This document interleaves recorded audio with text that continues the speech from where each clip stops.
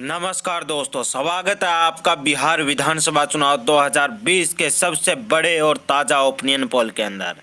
जी दोस्तों, इस वीडियो के अंदर बात करेंगे बिहार विधानसभा चुनाव 2020 के अंदर कौन बनेगा बिहार का मुख्यमंत्री, किस पार्टी के खाते में कितनी सीटें जाएगी और इस बार बिहार की राजनीति का ताज किसके सिर पर होगा। जी दोस्तों, आज हम बात करेंगे बिहार की राजनीति की, किस प्रकार से 90 के दशक में लालू प्रसाद यादव कांग्रेस को पटकनी देकर सबसे ताकतवर नेता बने थे और फिर 2005 से चला नीतीश कुमार का जादू।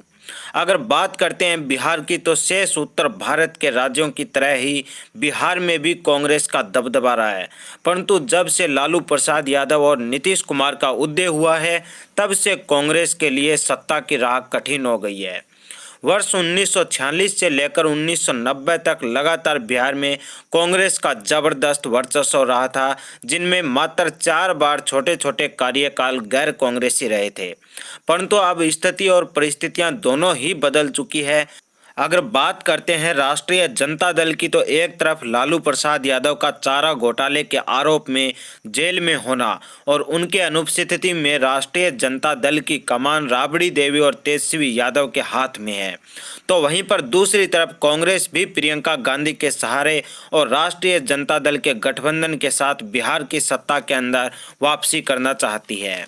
जबकि भारतीय जनता पार्टी और इसके साथ जनता दल यूनाइटेड और एलजेपी तीनों का गठबंधन है और वो चाहते हैं कि एक बार फिर से बिहार की सत्ता के अंदर वापसी करें। आपको बता दें, वहीं दूसरी तरफ अगर भारतीय जनता पार्टी की बात करते हैं तो एनआरसी और संशोधित नागरिकता कानून जैसे कानूनों के कारण राज्य के अंदर अल्पसंख्यक वोटर और आरक्षण के कारण दलित वोटर काफ़ी नाराज है और भारतीय जनता पार्टी से अल्पसंख्यक जो पहले भी काफ़ी नाराज रहते थे, परंतु अब नागरिकता संशोधन कानून और एनआरसी की वजह से भारतीय जनता पार्टी का काफ़ी विरोध बिहार के अंदर देखने को मिल रहा है।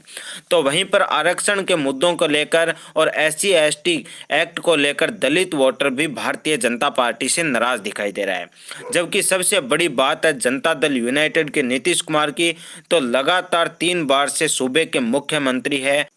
और एंटी कम्बेसी की वजह से उनका कोर वोटर नाराज है। जबकि लोकसभा और राज्यसभा में संशोधित नागरिकता कानून के पक्ष में भारतीय जनता पार्टी का समर्थन करने की वजह से अल्पसंख्यक वोटरों के अंदर काफ़ी नाराजगी देखी जा सकती है। अगर बात करते हैं बिहार विधानसभा चुनाव 2015 की, तो राष्ट्रीय जनता दल, कांग्रेस और जेडीयू तीनों के महागठबंधन ने जबरदस्त जीत हासिल की थी, जिनमें जनता दल यूनाइटेड को 71 सीटें, आरजेडी 80 सीटों के ऊपर और कांग्रेस पार्टी 27 सीटों के ऊपर जीत दर्ज की थी। जबकि भारतीय जनता पार्टी और उनके सहयोगी दल 56 सीटों के ऊपर समेट कर रह गए थे, जिनमें भारतीय जनता पार्टी के खाते में 53 सीटें, एलजेपी 2 और हिंदुस्तान अवाम मोर्चा के खाते में 1 सीट गई थी। अगर बात करते हैं बिहार विधानसभा चुनाव 2020 के पार्टीवार सीटों की कि कौन सी पार्टी इस बार कितनी सीटें जीत रही है, तो सबसे बड़े दल के रूप में उभर कर आ रही है आरजेडी। जी दोस्तों, राष्ट्रीय जनता दल 90 सीटों के ऊपर जीत दर्ज करती हुई दिखाई दे रही है,